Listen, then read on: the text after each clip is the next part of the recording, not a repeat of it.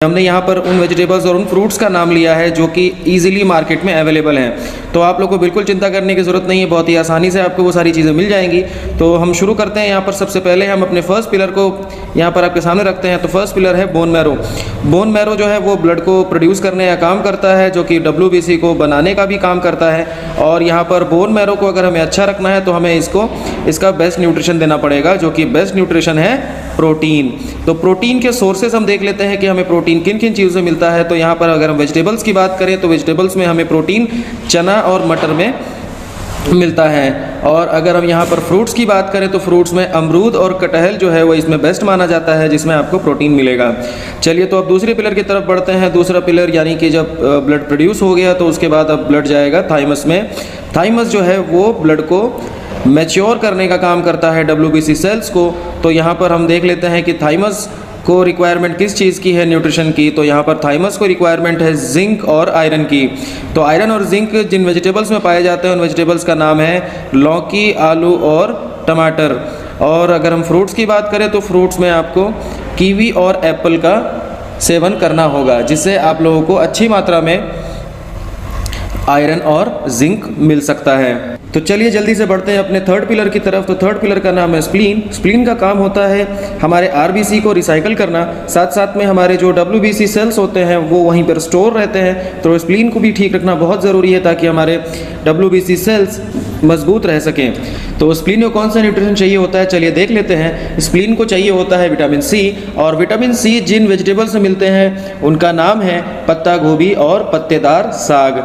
यहाँ पर अगर हम फ्रूट्स की बात करें तो फ्रूट्स में ऑरेंज और लेमन में ये विटामिन C अच्छी मात्रा में पाया जाता है। और चलिए अब हम फोर्थ पिलर की तरफ बढ़ते हैं। फोर्थ पिलर का नाम है एंटीबॉडी। एंटीबॉडी ये वही चीज़ है जो वायरस के ऊपर जाकर चिपक जाता है, जिससे वायरस हमारे सेल में इंसर्ट नहीं हो पाता। इसे अगर हम स्ट्रॉन्ग रखना चाहते हैं तो हमें इसे न्यूट्रिशन विटामिन A देना पड़ेगा। और विटामिन A जिस वेजिटेबल में मिलता है उसका नाम है गाजर और शकरकंद। बात करें अगर फ्रूट्स की तो फ्रूट्स में ये आम और खरबूजे में ये अच्छी मात्रा में पाया जाता है। तो बारी है पिलर नंबर 5 की, और पिलर नंबर 5 है कॉम्प्लीमेंट। कॉम्प्लीमेंट वही चीज़ है जो वायरस को डायरेक्टली मारने का काम करता है और उसे ख़त्म कर देता है। हम कॉम्प्लीमेंट को हमें मजबूत रखना होगा ताकि ये वायरस को ईजिली मार सके। तो इसे जिस न्यूट्रिशन की ज़रूरत होती है उस न्यूट्रिशन का नाम है विटामिन D। विटामिन D जो है वेजिटेबल्स में पाया जाता है, बट फ्रूट्स में ये नहीं है। तो इसलिए मैंने फ्रूट्स की जगह मैंने कुछ और चीज़ें ले रखी हैं। तो वेजिटेबल्स की बात करें तो वेजिटेबल्स में ये सोयाबीन और पालक में आपको ये अच्छी मात्रा में मिल जाता है। वहीं अगर हम फ्रूट्स की बात करें तो फ्रूट्स में विटामिन D नहीं मिलता है। तो मैंने यहाँ पे एक ड्राई फ्रूट का नाम लिखा है, उसका नाम है बादाम यानी कि आलमंड्स। और अगर हम बात करें दूसरी एक और चीज़ तो वो है दूध। दूध में अच्छी मात्रा में आपको विटामिन D मिल जाएगा, साथ साथ में आपको बादाम में भी मिल जाता है। चलिए बढ़ते हैं अब हम अपने पिलर नंबर 6 की तरफ। तो पिलर नंबर 6 का नाम है लिम्फैटिक सिस्टम। ये वही सिस्टम है जो कि आपकी बॉडी से वेस्ट को बाहर करने का काम करता है, और साथ साथ में लिम्फ फ्लूइड इसी में ट्रैवल करता है, जो कि इस लड़ाई के वक्त बहुत ही अच्छी तरीके से ये लड़ाई को हैंडल करता है और आपके इम्यून सिस्टम को मजबूत करता है।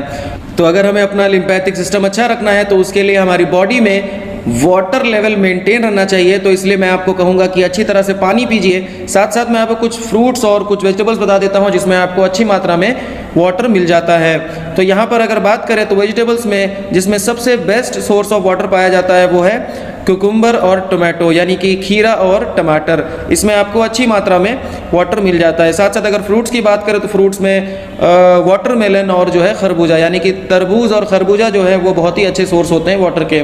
साथ साथ आप नारियल पानी का भी सेवन कर सकते हैं, सफ़ेद पेठे का जूस भी पी सकते हैं, जिसमें आपको अच्छी मात्रा में आपको वाटर मिलेगा। और last but not the least आखिरी पिलर है आपका WBC। और WBC ये वही है जिसके ऊपर सारा इम्यूनिटी सिस्टम डिपेंड करता है।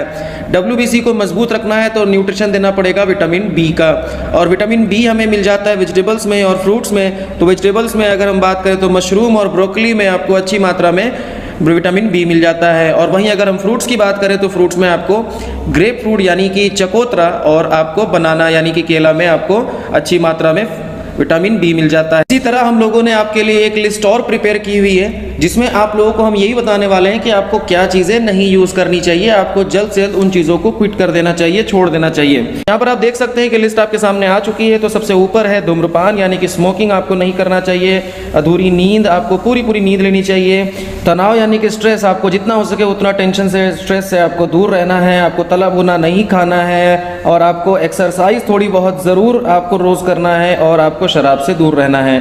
तो ये सारी चीज़ें थी, आपको इन सारी चीज़ों से आपको दूर रहना है। आप फिर से अगर चाहें तो आप दोबारा से आप इसका स्क्रीनशॉट ले सकते हैं, साथ साथ आप पीछे जो मैंने आपको बताया आप उसका स्क्रीनशॉट ले सकते हैं, उसको रख कर आप अपने पास सेव कर लीजिए, और आप वेजिटेबल्स, फ्रूट्स, आप उन चीज़ों का सेवन बीच बीच में करते रहिएगा। बहुत बहुत शुक्रिया, थैंक यू।